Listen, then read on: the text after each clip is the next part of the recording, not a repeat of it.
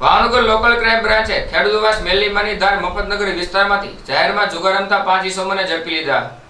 Bhavnagar LCB police સ્ટાફના માણસો Bhavnagar city વિસ્તારમાં પેટ્રોલિંગમાં હતા તે દરમિયાન બાતમી મળી હતી કે ખેડૂતવાસ મેલીમાની ધાર મફતનગર શાંતાબેનના ઘરની બાજુમાં જાહેરમાં ખુલ્લી જગ્યામાં શાંતાબેન કેશાભાઈ ચુડાસમા તથા તેમનો દીકરો અવિનાશ બહારથી માણસો બોલાવી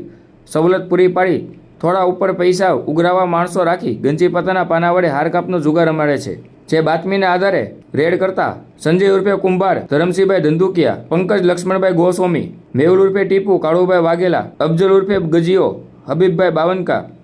અને નીતિન ઉર્ફે કાળુ, કિશોરભાઈ મકવાણા સહિત 5 શખ્સોને રોકડ રૂપિયા 53,310ના મુદ્દામાલ સાથે ઝડપી લીધા હતા। જ્યારે ફરાર 5 આરોપી શાંતાબેન કેશાભાઈ ચુડાસમા, અવિનાશ કેશાભાઈ ચુડાસમા, નકુર મેર, મહેશ ઉર્ફે ગણપત, મંજીભાઈ ચૌહાણ, આકાશ ઉર્ફે ભેસો રાઠોડ ને ઝડપી લેવા ચક્રો ગતિમાન કર્યા છે।